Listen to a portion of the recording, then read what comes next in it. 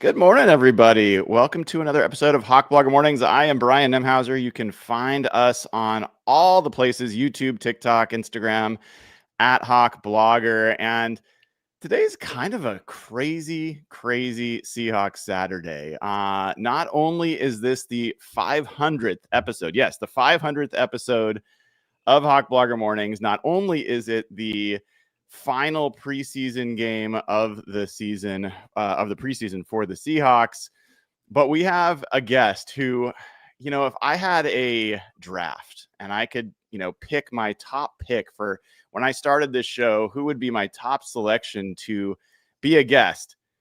He would have been number one overall. My number one overall pick finally has made it. And this is a guy who he was once described by his coach as a giraffe on ice skates. His wife and he have both been struck by lightning. I went golfing with Mike Sando yesterday, the great Mike Sando. He said this was his favorite player that he covered through his illustrious career. Now, he's famous for playing football. I think his claim to fame will eventually be his unbelievable kids. When I asked him to join the show today, he said he'll take the call and he's going to score. It is Matt Hasselbeck. How are you doing, Matt? Good to see you. What's up? What's up, Brian? Thanks for having me. Wow, there's a lot in there, man. First pick overall. I mean, I usually tell people I was pick 187, so I'm pretty proud of that now. But I'll take first pick as your guest anytime. So thanks for having me on. Excited to be here. It's great to have you, and there's a ton to cover with you, from football to non-football stuff. And I joke about the take the ball and going to score aspect. I think that I want to know from you, like, I would bet a lot of people think about that as like they can tease you about that.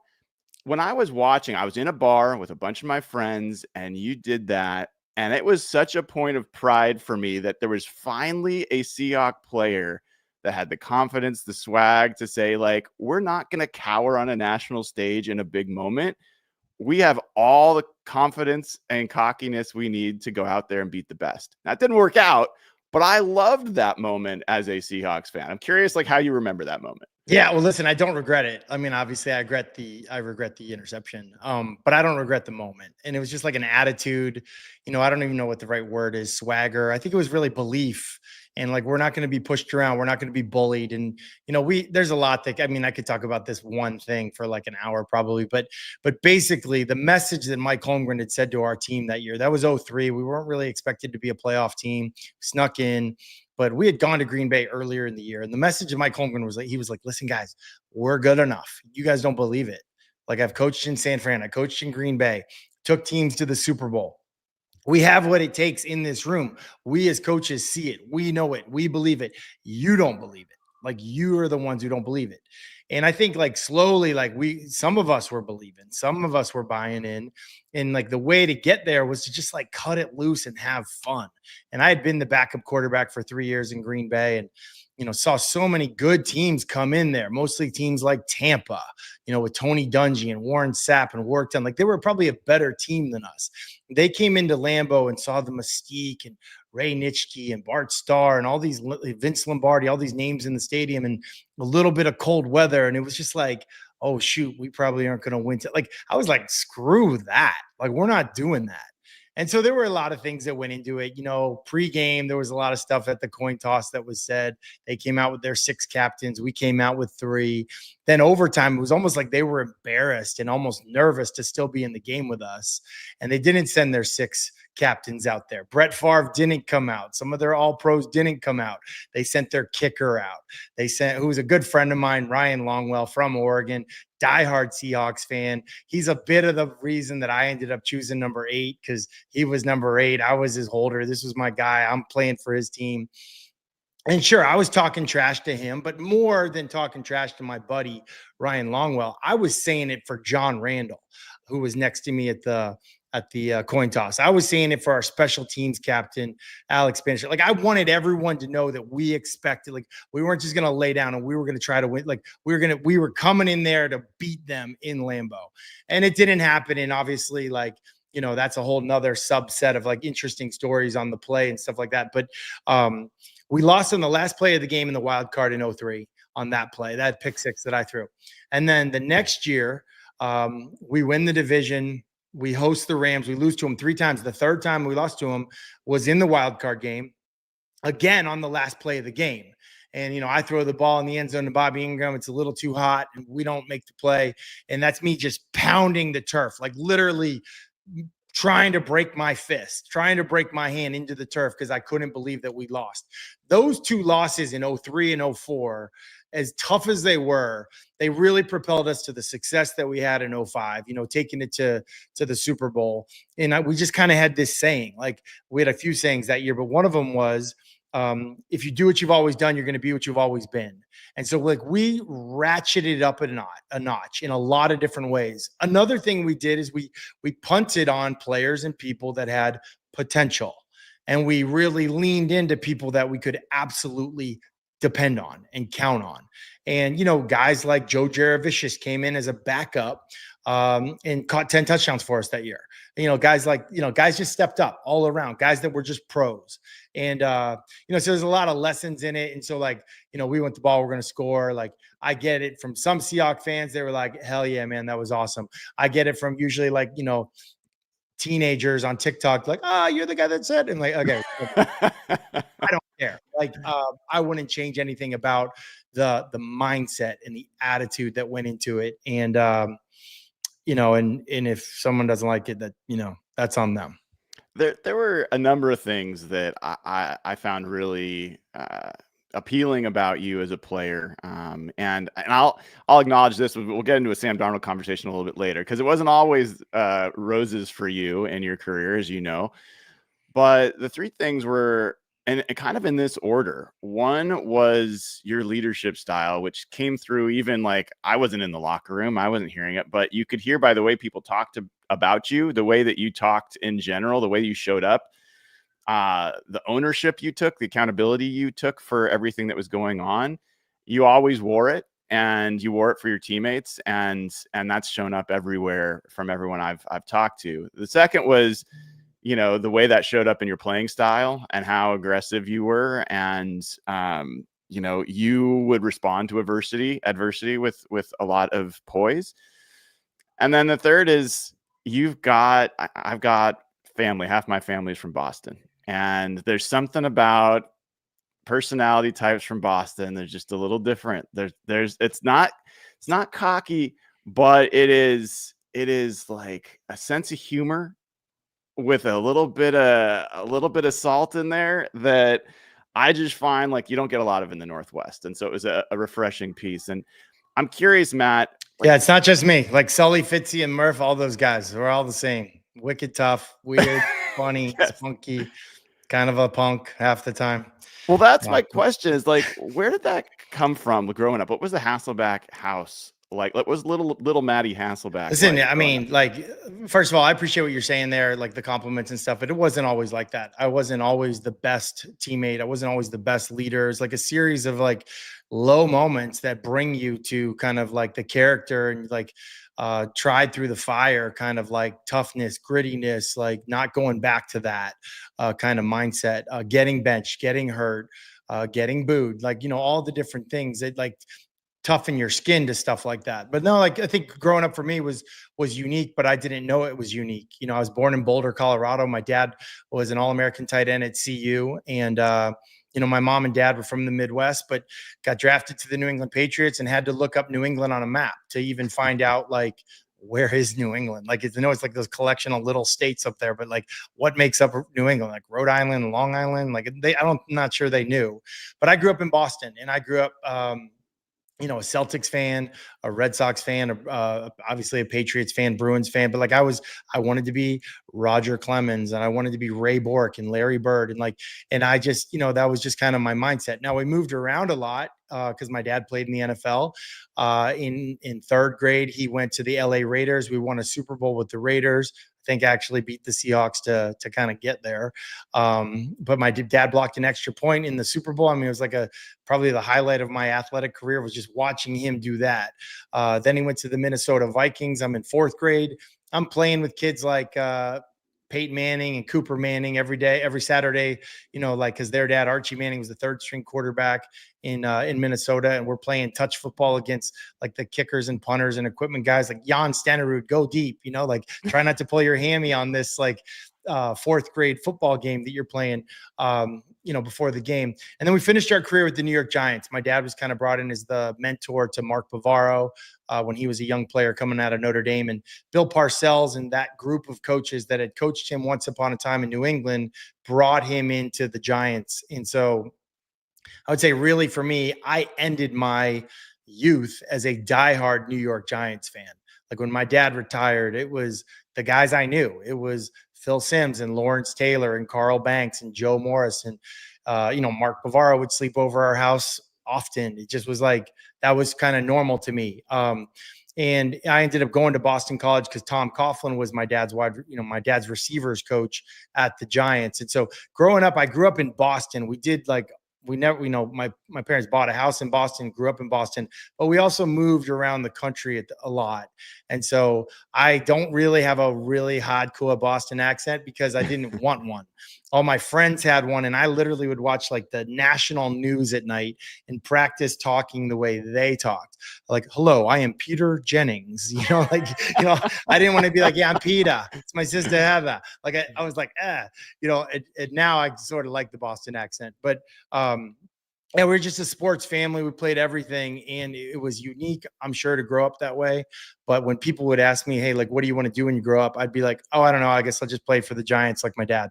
And I had no idea, like, the work and everything that would have gone into that and how rare of an opportunity it is at a young age. I just had no idea. We'll get into a little bit more of that in a second, but it's also unbelievable that your dad played with Emozi Tutupu and you played with Lofa. Like, yeah, how crazy is that? I remember when we drafted Lofa, and I was the only person in the locker room. It was like after hours, and I was the only person in the locker room. And Lofa comes in, and I mean, I shouldn't say I was the only person in the locker room. I was the only person. Yeah, I was the only person in the locker room. I wasn't the only person in the building. And so Jeff Fiegels, the old punter for the Seahawks, he was in the equipment room somewhere. And so Lofa comes out and he's like, hey, I don't know if he said Mr. Hasselbeck or he said Matt or whatever. And he was like, hey, I used to play against your brother Nathaniel.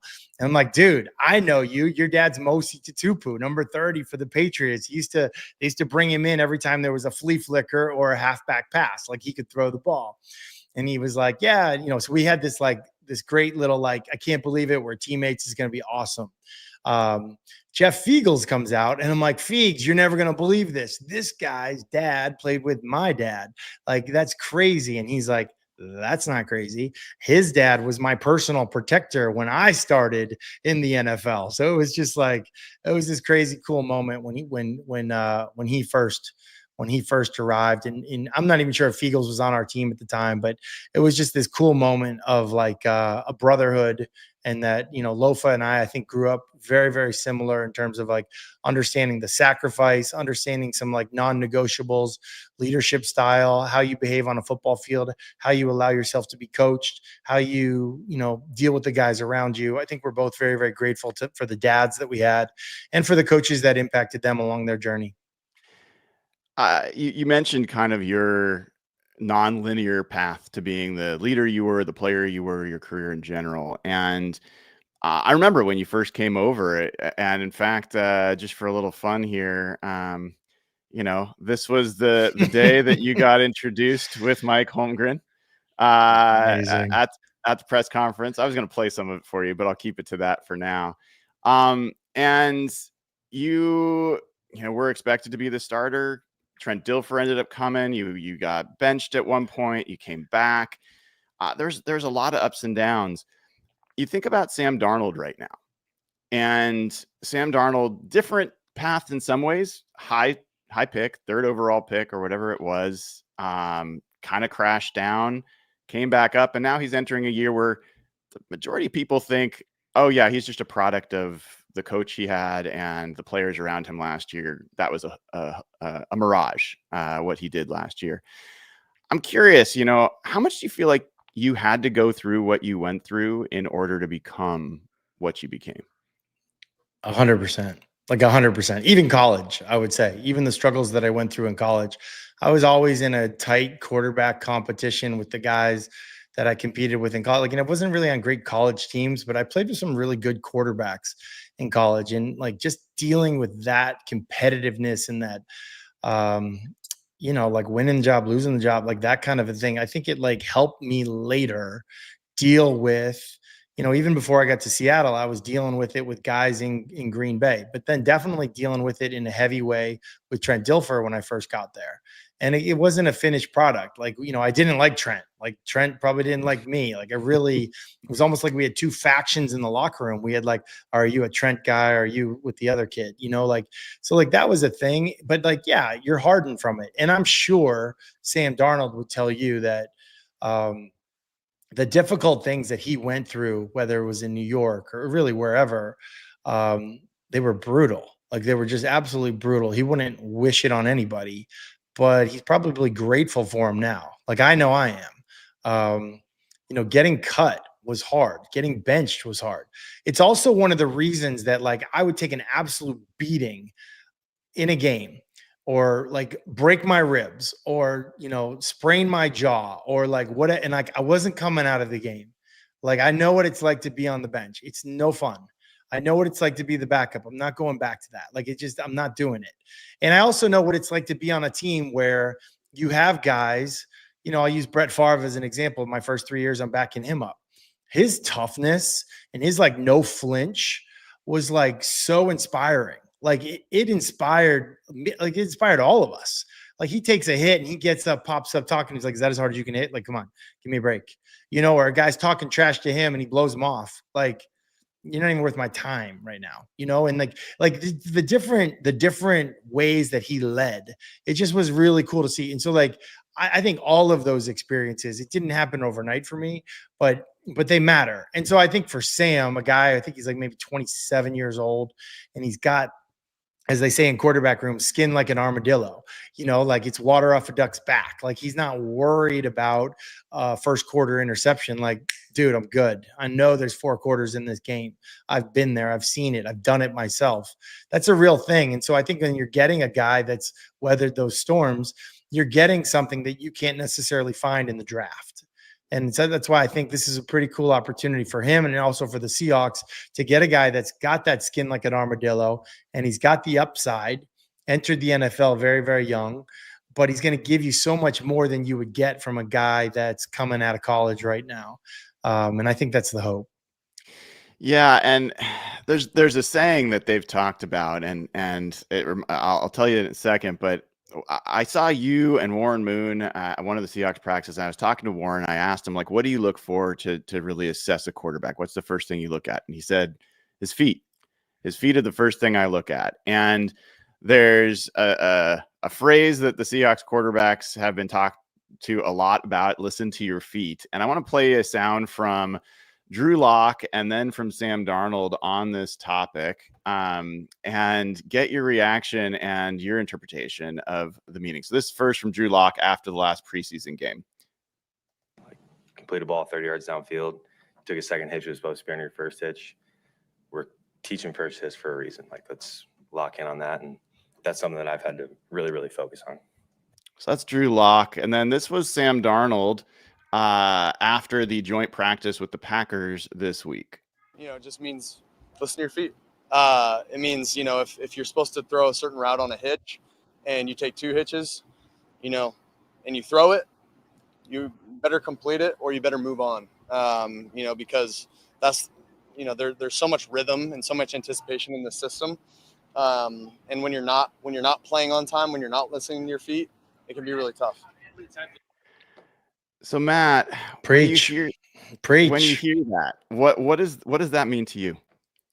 Well, I mean, first of all, I guess going backwards, starting with Sam, he said it's going to be really tough. Yeah, really tough for your teammates. Like if you don't throw on time, it's tough for your teammates. It's not like tough for you. It's like it actually increases your chances of like making a Sports Center top 10 play.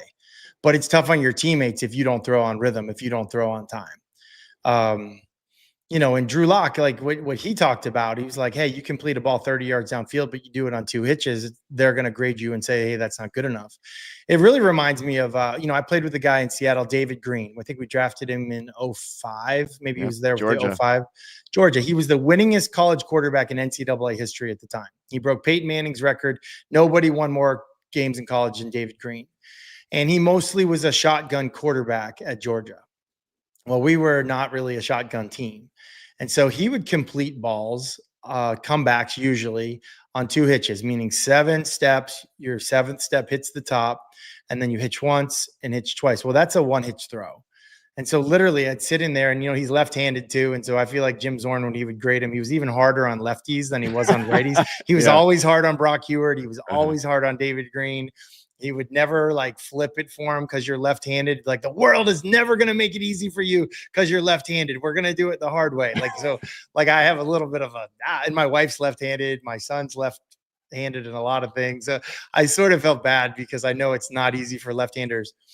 But that was an example of like David Green. He would complete passes and they would be minuses on his grade sheet because all your eggs are into one basket when you get out of rhythm it's almost like, I coach young quarterbacks now, and it's a little bit like, I use this example of double dutch, like jump roping. And like, there's a right time to get in and there's a wrong time to get in. If you get out of rhythm, like, it's all screwed up. Or if you ever go to a Mariners game and they play that game where like, there's a name for this, and I apologize, I don't know the name, where they like put something like under 3 hats and it's like goes, and you got to find the one. Yep. If you get off a rhythm, like you're done. It's over. Like, you have no chance. And that's a little bit what it's like as a quarterback. If you're out of a rhythm on a play, especially a play that's a pure progression play, meaning we don't care what the defense's coverage is. I don't care if it's man. I don't care if it's zone, cover 1, cover 2, cover 3. Like, disguise all you want. I'm just literally like a sprinkler going 1, 2, 3, 4, 5 through my progression. Or as like the old school, was it the Bobby Ingram, like the 1, 2, 3, 4, 5, the sprinkler. But that's what it is. And if you take an extra hitch on any one of those numbers in your progression of 5, typically, like if you do 2 hitches on 2, then 3, 4, and 5 really don't have a chance to be successful. And that's the design of the play. Now, do some quarterbacks play out of rhythm? Yeah, they do. And they have great highlight plays and whatever, but you just made it really hard on the guys around you. You just made your offensive line look worse than they actually are. And so I think like one of the best things, if not the best thing that a quarterback can do, is you can help the players around you look better than they are, or be better than they are. And that's one of the important things of like no negative plays, staying on time, rhythm. It's not just like a random word. It's almost like the foundation of everything that you talk about in an offense like Klint Kubiak's offense. Well, part of what's I find interesting about this, and we're talking to Matt Hasselbeck, a true Seahawks legend, is that you look at the 4 quarterbacks that were in the championship, the conference championships last year, and Patrick Mahomes, Josh Allen, Jalen Hurts, and Jaden Daniels. All of those guys excel at making off-script plays, and 3 of the 4 are, real run threats, and Patrick Mahomes is absolutely can make a lot happen with his feet. So there's a lot of going on in the NFL of, can you create out of structure?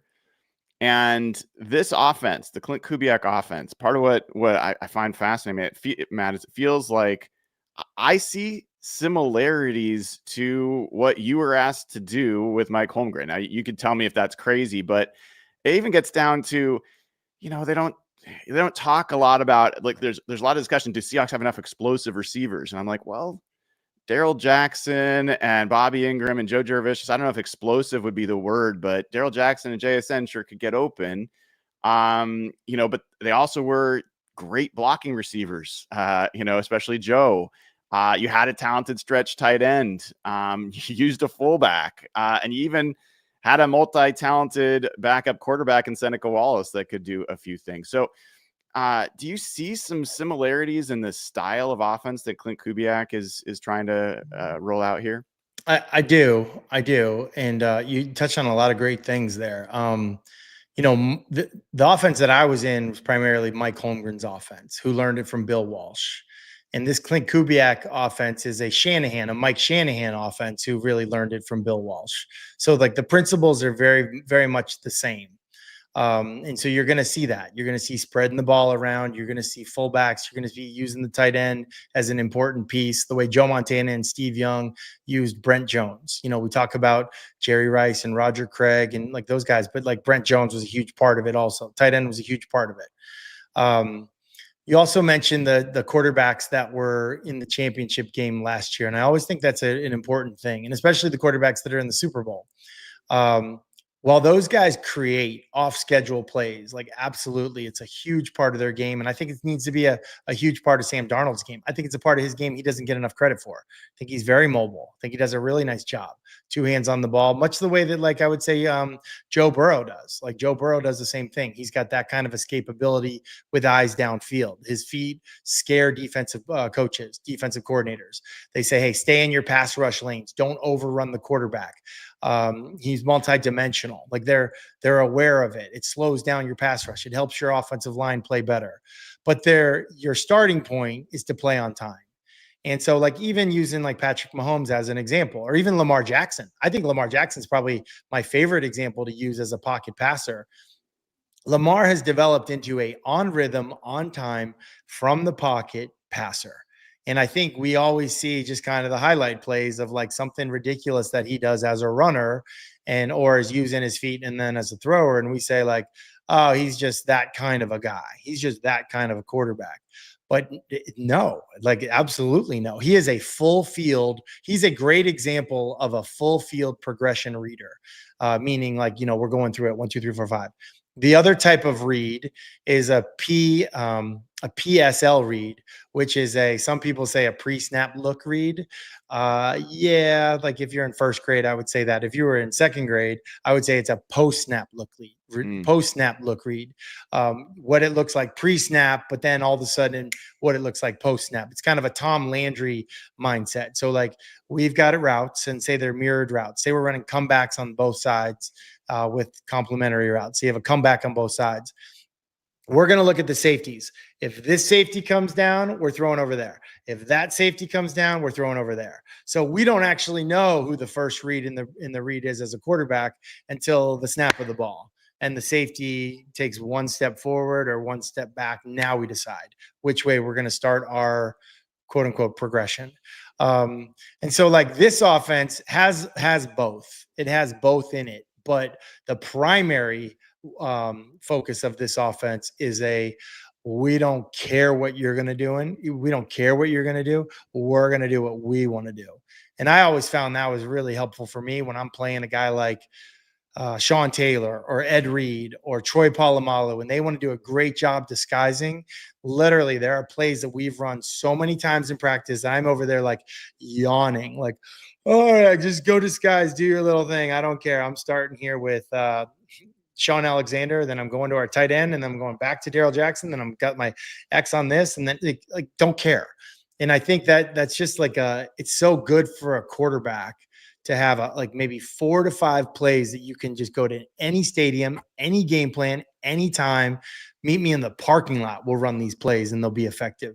It's great when you can have a few plays like that in an identity in the passing game. And I think that's what they're trying to establish. Those are the principles that the Bill Walsh, Mike Shanahan, and now I would say Klint Kubiak offense have. They've got those types of principles. We're talking to Matt Hasselbeck, and the Seahawks play their final preseason game today. And it just so happens, because it's Kismet, that Matt Hasselbeck played for the Packers. He played for the Seahawks. Certainly a lot of history between these two franchises. Two last questions, and then I'll let you get out of here, Matt. One, did you ride bikes to practice? I got a great – listen – it's such a rookie mistake. And Drew Lock, I don't know if you have a picture of it, or if anybody's seen the picture of it. Drew Lock made the same exact mistake that I made. So the tradition there is you come out of the building and you ride a kid's bike to practice. And then once you ride that bike, like that's your kid. If you're a Packer, that's your kid like forever or for the year until the kid outgrows it or whatever. So I picked like a bigger kid on a really small bike, and they put pegs on the back of the bike, and the kids basically usually either wear or hold your helmet and then stand on the pegs and you ride their bike. Well, it's a little bit of an uphill back to the locker room. And so you don't want to pick a small bike, and you definitely don't want to pick you don't want to pick a bike without gears. And so like a veteran move would be picking a very, very small kid who weighs very little. Like I'm talking like second grader, third grader, first grader, with like a mountain bike. The mistake I made, I picked like a bigger kid, maybe a middle schooler, on a really small like BMX bike. So Drew Lock made the same mistake. Luckily, he's only in Green Bay for a little while, but yeah, it's a great tradition. But There you go. Impressive. So like, yeah, right there for me, like bad move, rookie mistake. Now in the background, you see Sam Darnold made a better decision. And it looks like Jalen Milroe, the pro here. Maybe is he walking or is he on a bike? He looks elevated. I can't. He tell, looks like he's walking. Okay, so yeah, so anyway, but he's at least he's not locked into the one kid's bike the whole time. So it's uncomfortable. And I just remember when my kid, because I was there 3 years, when my kid from Green Bay like kind of like graduated on. He was a bigger dude, bigger kid, older kid. When he graduated on, I was so like smart in my third year. I was like, I am going to find a little kid with a mountain bike with gears. Let's go. And that was, I learned the hard way. Apparently Drew Lock did too. Last question for Matt before I let him go. First of all, a couple super chats. Lane Vanilla says, as a Wyoming native and alum, it's cool to see number 8 in a Pokes hat. Hey, so I'm the offensive coordinator here at in Nashville at Ensworth High School. My brother Tim is the head coach, and my nephew Taylor Hasselbeck is our quarterback, and he just committed to Wyoming. So yeah, this was a gift from him, and yeah, so go Pokes. There you go. And then Jeremiah Wise, who's been a member of the channel for 3 months, says one of my favorites of all time, number 8. So you are definitely. I appreciate it. Someone posted or sent me a picture of them in a number 8 jersey at a Morgan Wallen concert. And it's like, I would have loved to have gone to the concert, didn't go, but someone was there in my jersey. It was like, I felt like vicariously, like through that person, I was there. So I really appreciate it. Anytime somebody rocks a number 8, it's very humbling. It's such a cool honor. So I got to tell you, Matt, my wife and son and dog are all out of the house. They went for a weekend trip, and I got to know, like, when your family's out of the house and you have the place to yourself, which I'm guessing is rare, what happens? Like, what changes for you? Well, so my wife got advice from Cass Dilfer when we were playing. Like my wife, early on, we had kids. I wasn't playing well, and it was like I'm at work all the time. And then Saturday before a Sunday game is kind of like I'm free. So early in my career, she was like, all right, here, you got the kids. Like Saturday's like my one time to like be alone. And Cass Dilfer was like, hey, listen, I'm going to give you some advice. You can take it or not take it. But that Saturday, like you need to create space for him to prepare for Sunday. Work it out with him where like he does more Monday, Tuesday, Wednesday, Thursday, like whatever. And so that became our rhythm. Everyone would vacate the house on a Saturday, even if like all my family was in town. And before the NFC Championship game, I would do this thing. But before the NFC Championship game, where this came in so huge, was I knew the first play of the game. It was like a naked bootleg type thing, and it was going to be a good play, but it was going to be a terrible play if they started the game in a Bear defense, like the old Buddy Ryan Bear defense. And like the chances of them doing it were like 25%. It wasn't that high, but like still there's a chance. And I'd have to audible. It just would be a bad way to start the NFC Championship game. But I go back, and on that Saturday, because she cleared out, I watched the TV copy. And I never saw this in all my film study during the whole week before the NFC Championship game. They would start in a Bear defense, Buddy Ryan. It wasn't in our breakdowns because they didn't stay in it. But I would, because they're doing player introductions or whatever. But then I would hear this linebacker go, move, and then they would stem out of it. But if that happened in real life, they would start in it. I would have to audible. It was going to be bad. Well, anyway, I see that they do this. So I'm like, shoot, okay, at least I know that they do this. And I only know this because my wife kind of cleared the house with the kids. First play of the NFC Championship game. I get up there. Sure enough, they're in the Bear defense, the Buddy Ryan defense. I got to get out of this play. We're probably going to change it to a run and get like 2 yards. It's not, whatever. And I'm just like, hold on. I'm going to see if this works. And I go, move, just like that. And they shift out of it. and we get to run the play, and we go fake 93 blast, QB keep pass right. I think Jeremy Stevens started out. Literally, my hand is in the air before he even catches the ball. I'm like, we got these guys. And it was such a cool moment. And like, I literally remember after that play being like, thank you, Sarah Hasselbeck, for giving me that space to do like above and beyond extra on a Saturday to kind of like, because at the time no one was studying TV copies, and it was an incredible moment. So now I don't even know what to do. Like if anybody, like, I mean, you know. you're setting the bar high for me, Matt. I've got to win an NFC championship because my wife's gone for the weekend. That's rough. Well, I don't know. I feel like you're everywhere on all things Seahawks. People say to me, like, in fact, AB said to me, my daughter Annabelle said to me, she's like, I don't know how he knows so much stuff about the Seahawks. Like he knows everything. I'm like, yeah, it's impressive. It's very impressive. That is nice of you to say. Can I ask you what you probably want to ask you one more question? I know we've gone a little bit past time. Is that all right? Yeah, of course. One more. You were in two of the loudest games in Seahawks history, the Beastquake and that NFC championship game. Yeah. And for my money, I've never been in that stadium that when it was as loud as it felt like a tidal wave in that game against Carolina. Just real quick, what was it like to be part of that moment? It was amazing. And I had gotten to Green Bay right after they had been to the Super Bowl. And we were just like, I'm sitting in the quarterback room and they're all talking, Doug Peterson, Brett Favre, they're all talking to each other about their favorite ever football memory. And I'm thinking like, oh, it's going to be one of the two Super Bowls you guys were just in back-to-back years. And they talked about, no, it was the championship game because it was at our house. It was at our stadium. And I just thought like, no, you're probably wrong because it's probably really the Super Bowl. Why wouldn't it be? It can't be the championship game. And then having experienced the NFC championship game at our place at what was then Quest Field, it was like, oh no, like those guys were right. Favre and Doug Peterson, they were right. This is greater than anything because it's our house, our fans. It's not like neutral corporate Super Bowl, blah, blah. This is our house. And we established a home field advantage here together. We did it together. It didn't always exist. We did it. We improved the product on the field. We improved our fandom. Like we improved it all, like the 12 flag, like all of it. I'm getting goosebumps now. It was sick. And so to do it there in our stadium with our confetti, it was incredible. And the crazy thing is like we scored a touchdown late in that game.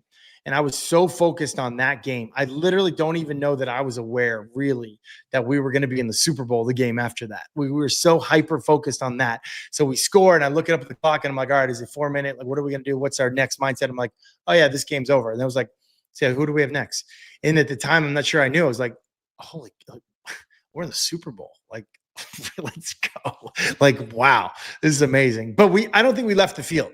Like Mike Holmgren was like, hey, everyone, he was ready. He was like, I want everyone to like run the laps around this field and thank every single person here. And it was like, all right, are we allowed to do that? Because normally it was like laser focus. I don't want you even acknowledging someone in the stands, like focus on the field. He's like, go thank everybody. And like, it was an amazing moment, on the podium with Terry Bradshaw and like all the craziness, and our fans were just incredible that year. I think they felt disrespected by some of the national media comments, which just made us louder and just even better. And it was just, it was sick. It was awesome.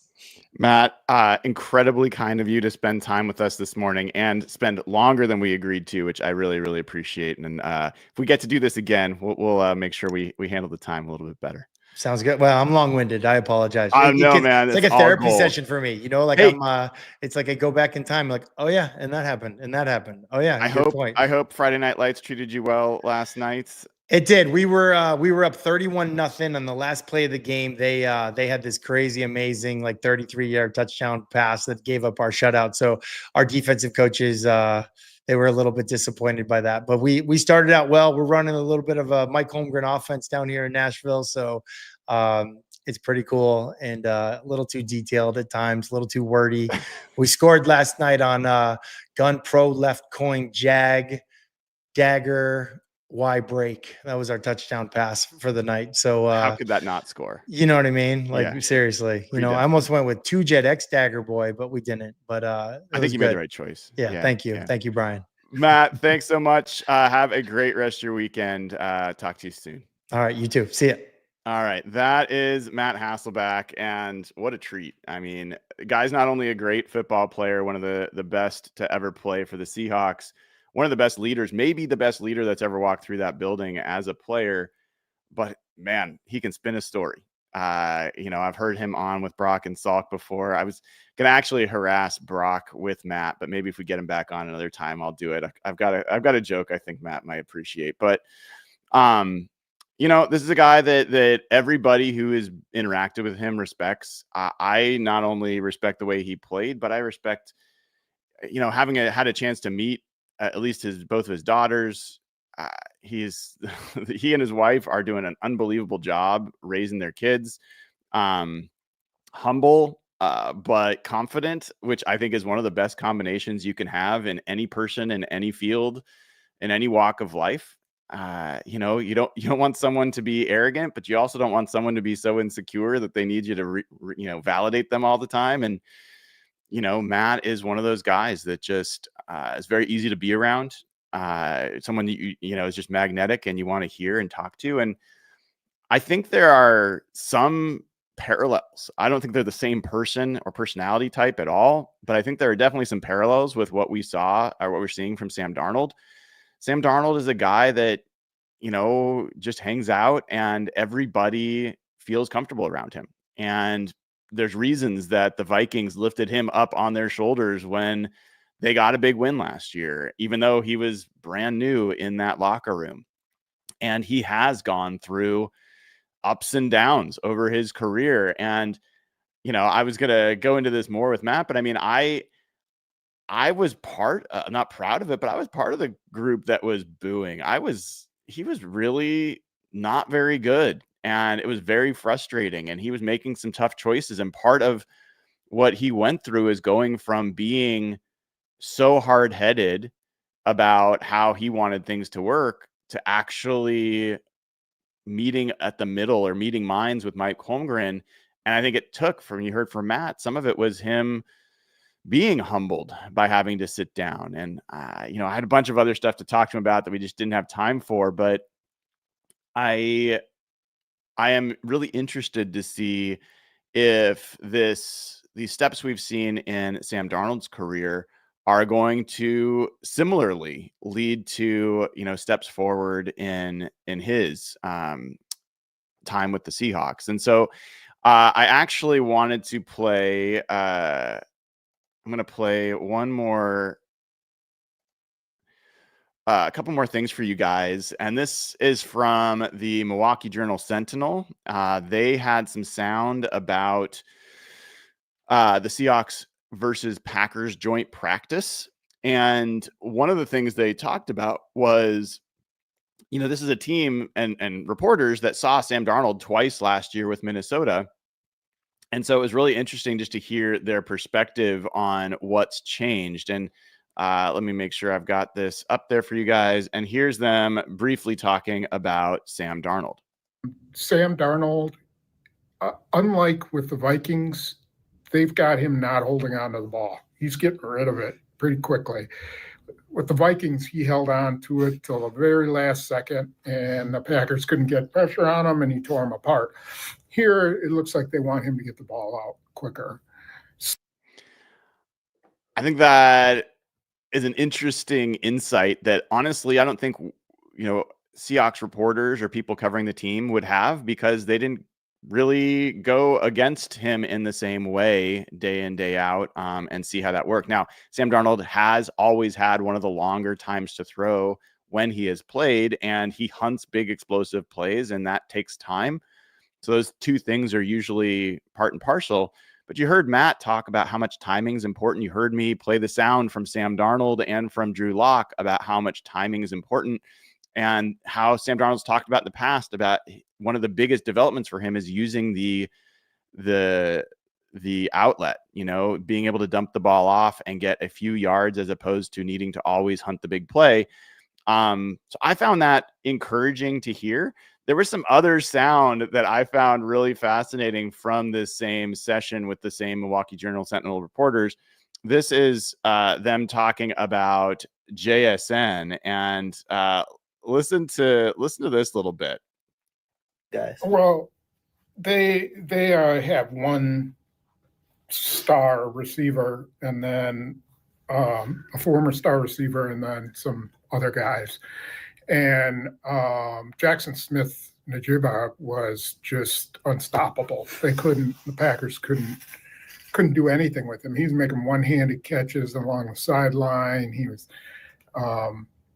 was catching balls with his fingertips. He was getting open in the red zone. They didn't really have an answer for him until the 2-minute when Carrington Valentine broke up a slant. So they got to see a big time receiver, one who they faced last year, but he didn't have really a healthy quarterback or, I think the quarterback got knocked out of the game and then it was pretty much over. So, this was in the context of them asking about, okay, the Packers did a joint practice with the Colts previously, played the Colts. How did this differ? And for them to talk about how JSN was unstoppable and that he is, quote, a big time receiver, that's still the next, I don't know that the full NFL sees JSN in that light yet. And I think that's the next step for him to take. And I've been telling you guys that he and Sam Darnold have been increasingly just really well connected during practice, and now to see it happening in a joint practice against a good team in the Packers, I think is also really encouraging. There was more. So let me play as well a couple little small clips that were just kind of casual asides for these guys. But for me, it was like, this is good to hear. This is them talking about the run game. There were a couple of big gashes from Zach Charbonnet. I mean, just gaping holes that he ran through, which is also something he did last year in the game. He had a big, long touchdown run.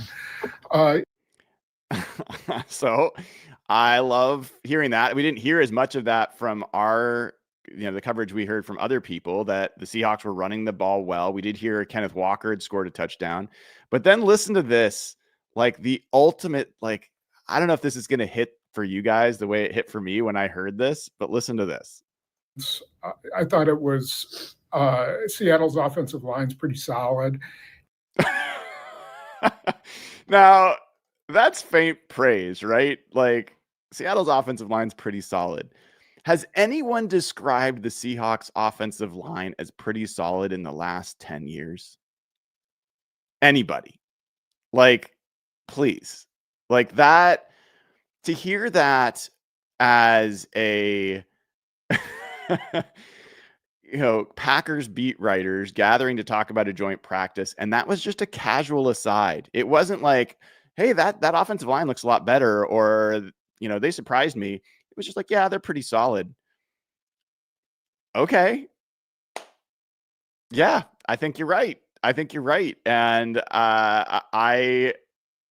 I think that is further validation that what we are seeing is more than just preseason enthusiasm and hyperbole. But time will tell. We are going to have the watch party later today, 1:00. So in a couple of hours, Jalen Milroe will have the entire game. He will start his first game as a NFL player. This will be a preseason game, obviously, but big for him. Really curious to see who else is in that game and how they play. This is the final roster spots. And for a lot of people, the third preseason game is kind of a throwaway. Most of these guys won't play for the Seahawks, and a decent number of them won't play in the NFL this year. They're all, chasing after this dream. I've heard from some of their parents and family members, and, I know how much this means for all of them. I'm looking forward to the game. I will absolutely be, I'll give you my kind of play-by-play analysis of what's going on so we can watch it together. Also, we'll have the chat going so people can hang out and talk about what they're seeing together. It's usually really fun. I don't know if I'll make it to the entire fourth quarter of that game, but as long as I'm finding there's interesting things and I'm enjoying myself, I'll stick around and hang out with all of you. So make sure you come back at 1:00. Also, Make sure that you go over to hbtix.com. That is where Seahawks fans are selling tickets to Seahawks fans. And I'm getting all sorts of great messages from folks about this. I think just yesterday I got a message from a fan, Kelly, who said, the second time I've used your ticket exchange, and all caps, I love it. I was able to verify he's a Seahawks fan. The rest of the season, we're going to use our tickets, but it was nice knowing that the 2 extra tickets we have are going to Seahawks fans. That's what it's all about. There's no fees. I don't profit off of this. I just wanted to create a place where Seahawks fans could sell tickets to other Seahawks fans. You can do that as long as you kind of follow the instructions I've got on that site. And also make sure you follow them if you're buying tickets to help make sure, when someone lists a full season ticket package of, it's going to cost you thousands of dollars, take some precautions, be smart. I'm not assuring you that any of these are real, but I've tried to give you the tools that you need to kind of suss out crap from, quality on there. Take advantage of that. Also, give us a like and subscribe here on YouTube. We're trying to get to 25,000 subscribers or 10,000 followers on Instagram. It takes just a second to do it. And if we hit either one of those things, I'm going to be giving away tickets to the 49ers versus Seahawks season opener. Let's get that done. Take a second right now. Go ahead and follow on Instagram. We're really close. I think we're about 500 away from that goal. So a couple weeks left to go. Let's make sure we get that done. And then I got some super chats here I want to make sure I get to. Chris Clark has gifted 5 Hawk Blogger memberships. I really appreciate this, Chris. Thank you for being giving. And I was talking to Matt before the show, and he's like, tell me about this audience. And one of the things I told him was like, this is a very charitable giving group. And, we've donated a lot to charity on the show. And then also, the amount of gifted memberships I think is great and helped grow the community. So if you get one of these gifted memberships, pay it forward, give one to somebody else, or upgrade to a club level membership that gets you access to the Discord channel and part of that community, which is also connected with our patrons over at patreon.com/hawkblogger.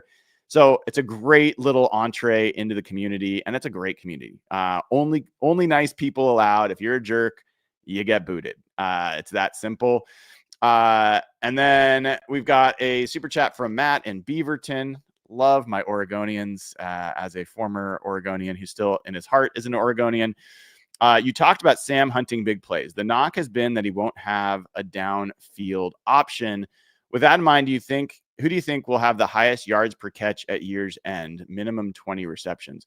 Well, that's a good question, Matt. I don't know how many guys are going to have 20 receptions. I think it's going to be a very run heavy offense. I think that you're going to spread the ball out a lot. I think that you could have all the multiple tight ends be highly targeted, at least from a share of targets perspective.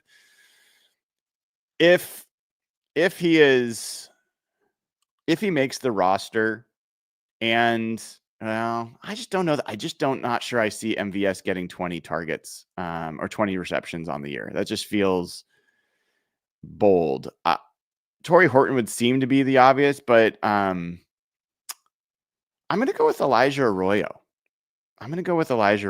That might be crazy. Torrey Horton's probably the better bet, but I have a feeling Elijah Arroyo is going to have a lot of explosive plays for this team this year. And I think he's going to generally, when he's targeted, be targeted for plays that can go for a lot of yards. Torrey Horton, as explosive as he is, a lot of his plays are, just like JSN, intermediate and short as well. So I'm just not sure how high that yards per catch is going to be. But it's a good question, interesting question, and one I'll have to kind of reflect on a little bit more. All right, everybody. I think that'll cover things for this Seahawks Saturday. Back with you at 1:00 for the game. So come and hang out for the watch party. And then let's talk about tomorrow. Jeff Simmons and I, 8 a.m. Pacific time, will do a Seahawks Sunday, where we will get together and review what happened in the game and look ahead to cut down day on Tuesday. So lots of cool stuff coming up. Really appreciate everyone tuning in, and really thankful for Matt Hasselbeck taking the time that he did. All right, everybody. Thanks for tuning in. See you soon. I'm Brian Hemhauser. This has been the 500th episode of Hawk Blogger Mornings. Take care.